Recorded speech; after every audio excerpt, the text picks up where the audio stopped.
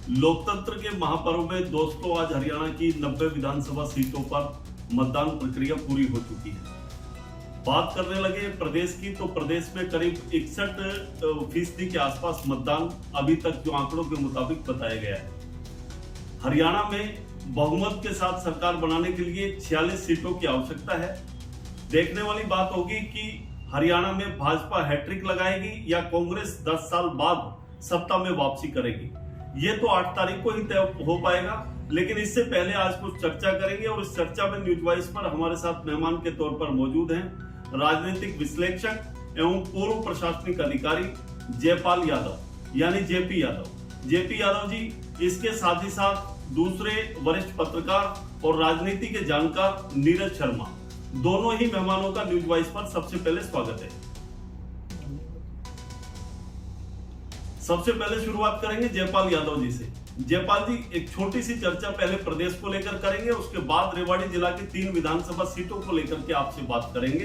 तो प्रदेश को लेकर क्या कुछ देखा मतदान प्रक्रिया के दौरान, पिछले 25 दिनों की अगर बात करने लगे तो क्या कुछ निकल करके सामने आया?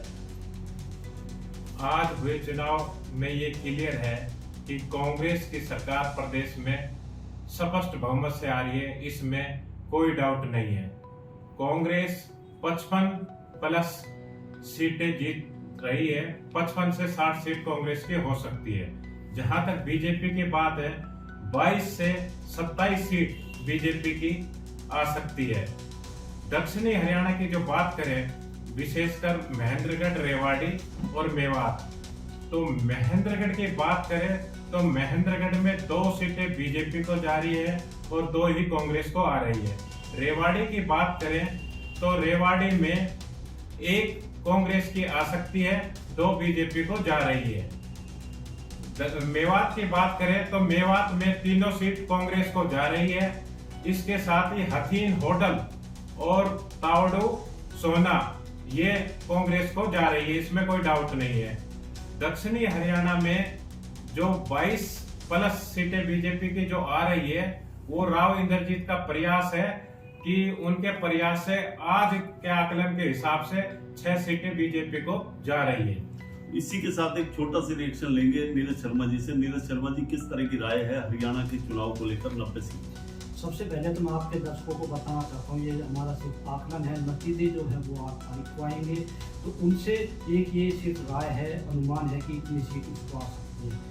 पूरे अगर हरियाणा की बात करें तो मुझे लगता है कांग्रेस कहीं ना कहीं सरकार बनाती हुई नजर आ रही है। अगर दूसरा तो मेरा मत ये है, अगर वहाँ पर कांग्रेस अच्छा करता है, जिसको बोलते हैं आंधी आना, अगर वो कांग्रेस की आंधी आती है तो कहीं ना कहीं कांग्रेस 2/3 बहुमत की तरफ भी बढ़ सकता है और बीजेपी जो है वो कहीं ना कहीं 20 से नीचे समेट सकती है अगर कांग्रेस की आंधी नहीं आती। भाई अहिरवार की बात करें तो अहिरवार में पिछले बार के मुकाबले कांग्रेस का प्रदर्शन अब की बार कहीं ना कहीं बढ़ रहा है। रेवाड़ी जिले की बात करें तो वहाँ पर भी कांग्रेस मुकाबले में दोनों का विश्लेषण कहीं ना कहीं मेल खाता हुआ दिखाई दे रहा है। बात रेवाड़ी जिला से शुरू करेंगे तो रेवाड़ी जिला में जयपाल जी आपसे शुरू करेंगे। 3 विधानसभा सीटें आती है। जिला मुख्यालय पर रेवाड़ी विधानसभा सीट है जो कि बड़ी महत्वपूर्ण है, एक तरह से कहा जाए कि हॉट सीट मानी जा रही है। तो इसको लेकर क्या कुछ राय है? अगर ग्रामीण क्षेत्र की बात करें, जो रेवाड़ी विधानसभा क्षेत्र में जो ग्रामीण इलाका आता है, तो उसमें सतीश यादव कांग्रेस को टक्कर देते हुए नजर आ रहे हैं। शहर की बात करें तो शहरी मतदाता बीजेपी के साथ खड़ा है। शहर में धारवेड़ा और रेवाड़ी शहर मुख्य रेवाड़ी विधानसभा क्षेत्र के इलाके हैं। इसमें आज अभी तक परसेंटेज 62% है, लेकिन जब तक इलेक्शन कमीशन डाटा जारी करेंगे तो हो सकता है कि यहाँ पे 65-67% बढ़ जाए। उसके बाद ही रेवाड़ी की सीट के ऊपर क्लियर, लेकिन रेवाड़ी सीट को अभी मैं क्लियर नहीं कह रहा, ये बीजेपी को भी जा सकती है और कांग्रेस को भी। हालात ये है कि अभी डाटा आना बाकी है। जयपाल जी, बिल्कुल ठीक कहा आपने कि बीजेपी को भी जा सकती है और कांग्रेस को भी आ सकती है, लगातार दूसरी बार की बात करने लगे। लेकिन एक बड़ी अहम बात है, यहाँ से आम आदमी पार्टी के जो प्रत्याशी सतीश यादव हैं, लगातार तीसरी बार कहीं कि वो अपना भाग्य आजमा रहे हैं और उन्होंने एक बेहतरीन प्रदर्शन यहाँ पर इस सीट पर किया है। तो क्या कुछ नजरिया उनको लेकर? आप पार्टी ने जो कैंडिडेट है वो अच्छा कैंडिडेट था, उन्होंने चुनाव भी अच्छा फाइट किया है, लेकिन आप पार्टी ने कांग्रेस पार्टी के मतदाताओं को काफी लुभाया है। कांग्रेस की वोट काफी तोड़ी है वो कहां तक कितना नुकसान किया है वो अभी डाटा आ जाता तो उससे क्लियर हो जाएगा कि जीत हार किसकी होगी। नीरज जी, क्या कुछ प्रतिक्रिया रहेगी रेवाड़ी विधानसभा सीट को लेकर? आप भी एक छोटा सा। जी जरूर, अगर रेवाड़ी विधानसभा सीट की बात है तो बीजेपी और कांग्रेस में कहीं ना कहीं पूरा आमना सामना जो है नजर आ रहा है। वही आम आदमी पार्टी की बात करें, सतीश यादव जो आम आदमी पार्टी के टिकट पर यहाँ पर चुनाव लड़ रहे हैं, वो कहीं ना कहीं इस मुकाबले को त्रिकोणीय बनाते हुए नजर आ रहे हैं। वजह इसकी ये कि सतीश यादव ग्रामीण क्षेत्रों में कहीं ना कहीं बेहतर करते हैं। ग्रामीण क्षेत्र वो क्षेत्र है जहाँ पर कांग्रेस कहीं ना कहीं अपना कोर वोटर मानता था। धारवेड़ा बेल्ट की बात करें, पहले से ही बीजेपी वहाँ पर मजबूत नजर आई है। तकरीबन मुझे लगता है उस बेल्ट में आज भी बीजेपी जो है अच्छा खासा मार्जिन लेती है। पर मेन वहाँ पर बात अतिरिक्त ये है कि कांग्रेस जो है वो ग्रामीण क्षेत्रों में अगर ज़्यादा लीड लेती तो वो कहीं ना कहीं सीट पर ज़्यादा हावी हो जाती। पर सतीश यादव आने की वजह से कहीं ना कहीं मुकाबला त्रिकोणीय है। बीजेपी भी जो है कहीं ना कहीं फाइट में, हालांकि 2-4 दिन पहले जिस तरीके से मुकाबले कयास लगाए जा रहे थे कि सीट जो है उसमें मार्जिन कहीं ना कहीं 4 से 6 जो है फीसदी का वोट शेयर ज़्यादा जा रहा है। पर मुझे लगता है पिछले 2-3 दिन में जो प्रक्रिया जो चीज़ें रेवाड़ी में हुई है, रेवाड़ी विधानसभा क्षेत्र में हुई है, उसमें कहीं ना कहीं बीजेपी को कुछ जो है मुकाबले में यहाँ पर बीजेपी आया। कांग्रेस भी कहीं ना कहीं जरूर मुकाबला दे रही है। पर ये सीट जिस तरीके से तकरीबन अहिरवाल की जो रेवाड़ी डिस्ट्रिक्ट की सबसे हॉट सीट है, इसमें कोई भी दोहराया नहीं है। कैप्टन हाउस और इंद्रजीत का कहीं ना कहीं प्रभाव, और यही वजह है कि रेवाड़ी की सीट अहिरवाल की जो है सबसे अहम सीट है।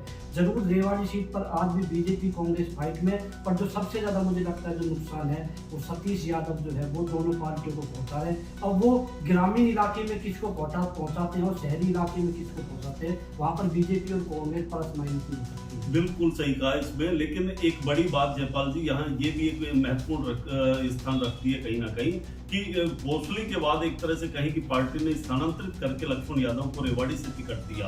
तो इसको किस नजरिए से देखते हैं? क्योंकि लगातार तीसरी बार प्रदेश में सरकार बनाने का भारतीय जनता पार्टी दावा कर रही है, वहीं लक्ष्मण यादव भी कह रहे हैं कि राम आए हैं तो लक्ष्मण भी आएंगे। भोसले विधानसभा की बात करें तो मेरा आकलन है कि कांग्रेस रेवाड़ी विधानसभा की बात कर रहे हैं। रेवाड़ी विधानसभा की बात करें तो जैसा कि नीरज जी ने बताया, उनकी बात से मैं बिल्कुल सहमत हूं। इसमें कोई दो राय नहीं है कि सतीश जो कि आप पार्टी के उम्मीदवार थे, उन्होंने ग्रामीण क्षेत्र में अपना ग्राफ कितना बढ़ाया है उस पर हार जीत काफी निर्भर करती है। नहीं, इसमें एक बड़ी बात ये भी आ जाती है कि लक्ष्मण यादव लगातार जनता के बीच में 25 दिनों तक कहीं की रहे। इस दौरान उन्होंने ये बड़े दावे किए कि कोसली में करोड़ों रुपए की सौगात उन्होंने प्रदेश सरकार में विधायक रहते हुए इलाके को दी, तो उसका कहीं ना कहीं रेवाड़ी की जनता पर असर पड़ेगा। लेकिन वहीं दूसरी तरफ एक बड़ी बात जो देखने को मिली, लगातार कांग्रेस उन पर हमलावर रही कि नए चेहरे हैं और नए चेहरे को पार्टी ने यहाँ पर भेजा है, तो उसके प्रति क्या नजरिया रहेगा? देखो, जो लोग क्या कह रहे हैं उससे किसी भी पार्टी पे कोई प्रभाव नहीं पड़ रहा। जहां तक विकास की आप बात कर रहे हो, दक्षिणी हरियाणा में विकास के नाम पर कभी वोट लोग नहीं डालते हैं। यहाँ के लोग ईगो देखते हैं और फड़क निकालने के लिए एक दूसरे के लिए मतदान करते हैं। राव इंद्रजीत सिंह का कितना प्रभाव जो है इस सीट पर दिखाई दे सकता है? राव इंद्रजीत के 1968 की बात करें तो 1968 में राव इंद्रजीत के परिवार से बाईजी निर्दलीय एक बार रेवाड़ी से जरूर जीती है। नहीं, आज तक रेवाड़ी विधानसभा क्षेत्र से रामपुरा हाउस का कोई उम्मीदवार नहीं जीता है। हाँ, इतना जरूर है कि रेवाड़ी विधानसभा क्षेत्र में राव इंद्रजीत की 15 से 20 हजार सीटों पर वोटों पर उनका मतलब अधिकार है। नीरज जी से जानने की कोशिश करेंगे। नीरज जी, लगातार तीनों ही उम्मीदवार ये दावे करते रहे कि जीत उनकी लगभग पक्की है, तो वहीं जिस तरह से भाजपा कांग्रेस के प्रदेश के अंदर कहीं की आमने सामने का मुकाबला अक्सर देखा गया पूरे इस चुनाव के दौरान, तो ऐसे में रेवाड़ी से त्रिकोणीय संघर्ष की जहां आपने भी अभी बात कही, तो आखिरी में अगर ओवरऑल नतीजे की तरफ पहुंचे, हम आकलन करने का प्रयास करें, तो ओवरऑल क्या लगता है? जी जरूर, रेवाड़ी विधानसभा का इतिहास रहा है कि वहाँ पर तीसरा जो उम्मीदवार है वो अच्छा खासा वोट लेता है। 2019 में भी हमने देखा था और 2024 में भी मुकाबला एक बार फिर से वही हो गया। हालांकि बात करें कि कौन सा उम्मीदवार एज देता हुआ नजर आ रहा है, कौन सा उम्मीदवार डाउन है, हालांकि अभी ये कहना मुश्किल है। मुझे लगता है कि एक जो कसमकश की जो सीट होती है जिसमें आमने सामने की फाइट होती है, रेवाड़ी विधानसभा की सीट में वही है। वहाँ पर बीजेपी कांग्रेस का आमना सामना का मुकाबला है। सतीश यादव इनको टक्कर दे रहे हैं। अगर सतीश यादव ज़्यादा वोट ग्रामीण क्षेत्र से लेते हैं तो मुझे लगता है बीजेपी कहीं ना कहीं एज दे सकती है। अगर सतीश यादव ग्रामीण क्षेत्रों से ज़्यादा अगर वोट नहीं खींचते हैं तो कहीं ना कहीं इसका कांग्रेस को भी जा सकता है। मैं इस सीट को अभी भी टफ मानूंगा। और एग्जिट पोल की बात करें तो फिर मैं आपके दर्शकों को कहना चाहता हूँ, ये सिर्फ आकलन है। आकलन के आधार पर ही जो है मैं ये कह रहा हूँ कि मुकाबला बेहद ही जो है टाइट है। इसमें अगर मार्जिन की बात करें तो मुझे लगता है मार्जिन 3 से 5 हजार के बीच में हार जीत हो सकती है। तो 3 से 5 हजार के बीच में आप ज़्यादा आकलन नहीं कर सकते, क्योंकि जब तक पूरी की पूरी वोटिंग परसेंटेज की लिस्ट नहीं आती थी ग्रामीण इलाकों में कितनी हुई है, शहरी इलाकों में कितनी हुई है, तो उसका आकलन करना थोड़ा मुश्किल है। पर फिर भी आज के दिन ये बेहद ही टफ मुकाबला है और मुझे लगता है बीजेपी कांग्रेस कहीं ना कहीं आमने सामने। हालांकि सतीश यादव जरूर इस सीट पर दोनों ही पार्टियों की सेंधमारी करते हुए नजर आ रहे हैं। मतलब ये कि जब तक आंकड़े स्पष्ट नहीं हो जाते तब तक इस सीट का आकलन निकाल पाना बेहद ही मुश्किल सा लग रहा है। दोनों ही विश्लेषक राजनीतिक पंडित हमारे साथ मौजूद हैं और अभी अटकाव की स्थिति कहीं ना कहीं सीट पर दिखाई दे रही है। एक अगली चर्चा कर लेते हैं रेवाड़ी जिला की दूसरी बड़ी सीट बावल विधानसभा से। जयपाल जी, यहाँ एक बड़ी बात देखी गई कि पार्टी ने मौजूदा विधायक का टिकट काटा और उसकी जगह एक नए चेहरे को, डॉक्टर कृष्ण कुमार को, जो यहाँ से जो कि स्वास्थ्य महकमे में अधिकारी रहे, उनको यहाँ से पार्टी का टिकट देकर मैदान में उतार दिया गया। वहीं लगातार कहें कि चौटाला सरकार में स्वास्थ्य मंत्री रहे डॉक्टर एमएल रंगा को कांग्रेस पार्टी ने अपना उम्मीदवार बनाया। लगता है कि कहीं ना कहीं आमने सामने का मुकाबला है, तो इसको लेकर क्या प्रतिक्रिया? जहाँ तक प्रत्याशियों की बात है, बीजेपी और कांग्रेस के दोनों ही प्रत्याशी अच्छे हैं, मतलब उनकी छवि ठीक है, उन पर कोई आरोप नहीं है। जहाँ तक ग्रामीण क्षेत्र की बात है, ग्रामीण क्षेत्र में अगर हम बावड़ सीट के साउथ की बात करें तो उसमें बीजेपी आज की तारीख में अप है। बावड़ में जाट मतदाता किस ओर गया है उसकी जीत हार उस पर निर्भर करती है और शाम तक जब डाटा आएंगे तो ये बावड़ सीट क्लियर हो जाएगी, क्योंकि खोड़ बेल्ट और दक्षिणी जो बावड़ सीट का हिस्सा है उसमें बीजेपी अप है। बावड़ जो अपने जाट मतदाता है बावड़ शहर के, वो किधर गए हैं उस पर हार जीत डिपेंड करेगी। नीरज जी, क्या कुछ प्रतिक्रिया रहेगी बावल विधानसभा को लेकर? जी, बावल विधानसभा जरूर कहीं ना कहीं टफ है, लेकिन मुझे लगता है बावल विधानसभा में, क्योंकि बीजेपी के लिए नए उम्मीदवार से राव इंद्रजीत के नाम पर वो चुनाव लड़ा गया है। वहाँ पर चुनाव डॉक्टर एमएल रंगा बनाम डॉक्टर कृष्ण कुमार न रहकर राव इंद्रजीत बनाम कहीं ना कहीं डॉक्टर एमएल रंगा हुआ है। और वहीं अगर बात करें लोकसभा चुनाव, तो लोकसभा चुनाव में भी बावल में जो है वो बीजेपी को अच्छा खासा नुकसान झेलना पड़ा था। राव इंद्रजीत ने अपनी जनसभाओं में कहा था। खोर ब्लॉक की बात करूं मैं तो कहीं ना कहीं वो प्रदर्शन खोर ब्लॉक में भी बीजेपी का नहीं रहा था। सही में जयप्रकाश जी की एक बात से सहमत हूँ कि जाट वोटर जो है वो किस तरफ जाते हैं, क्योंकि एससी सीट है, जाहिर सी बात है ये माना जा रहा है कि एससीओ का जो है झुकाव कांग्रेस की तरफ है। मुझे लगता है बीजेपी के लिए सिर्फ प्लस पॉइंट ये रहा कि राव इंद्रजीत अपने नाम पर चुनाव लड़ते नजर आए। वहीं कांग्रेस के लिए प्लस पॉइंट ये रहा है वहाँ पर कि उन्होंने उस उम्मीदवार को जो है मैदान में उतारा है जो पहले ही इस हल्के से चुनाव लड़ चुके हैं, विधायक रह चुके हैं। कहीं ना कहीं उनके अपने कार्यकर्ता थे, उनके साथ अपने वोट बैंक थे। बीजेपी के लिए थोड़ा प्लस यहाँ पर माइनस ये रहा कि नए उम्मीदवार के लिए एकदम आकर चुनाव लड़ना, वो कितना जल्दी वो चुनाव उठा पाए, ये कहीं ना कहीं सवाल उठाता है। और जाट मतदाता, क्योंकि पहले अगर चुनाव की बात करें तो 2019 में जेजेपी ने वहाँ पर अच्छा खासा वोट बैंक दिया था। वो जाट उम्मीदवार की वजह, जाट जाट जो है जाति में कहीं ना कहीं जेजेपी का वोट परसेंटेज बढ़ा था। ऐसे में बीजेपी से वहाँ पर जो है डॉक्टर बनवारी लाल 2019 में जीते थे, पर अब की बात कहीं ना कहीं टिकट कटना और नए उम्मीदवार को देना, मुझे लगता है जरूर बीजेपी ने वहाँ पर मुकाबला बनाने की कोशिश की है, पर मेरे अनुसार कहीं ना कहीं वहाँ पर कांग्रेस थोड़ा सा एज होती हुई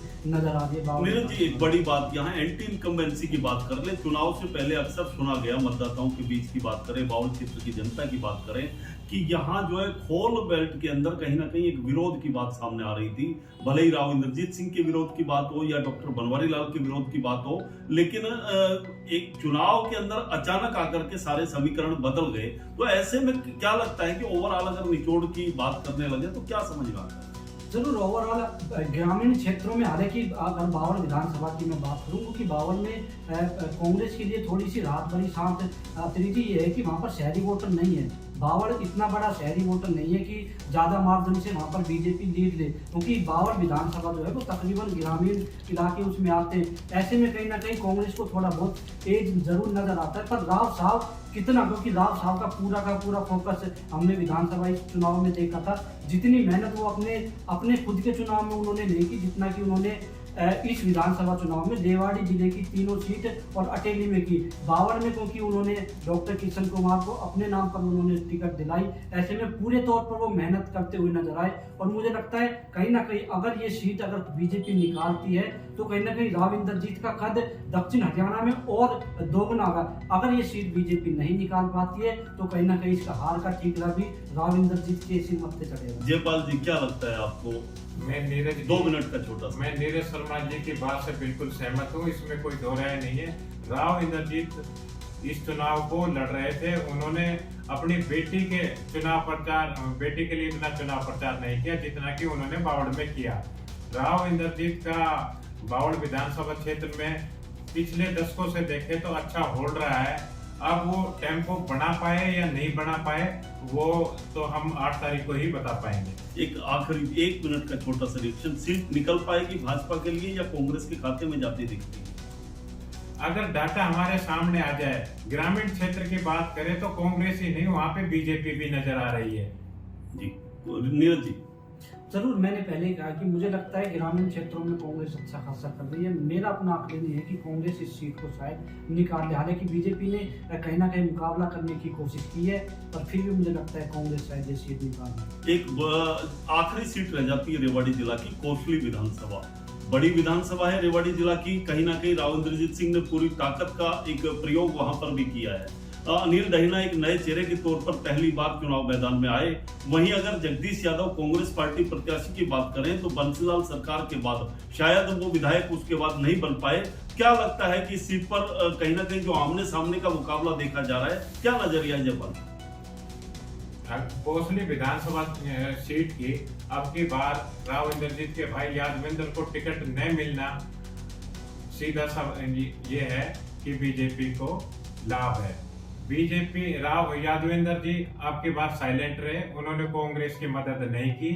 जहां तक उसमें नाहड़ ब्लॉक आता है, नाहड़ ब्लॉक में लोगों की बात सुने तो उन्होंने ये कहा कि भाई जगदीश यादव वैसे अच्छे नेता थे, हम उनके साथ थे, लेकिन राव नरवीर सीएम बन जाता हरियाणा का तो जगदीश सबसे पहले अहिरवाल के दुश्मन रहे और वो चौधरी बंसीलाल की गोद में जाकर बैठ गए।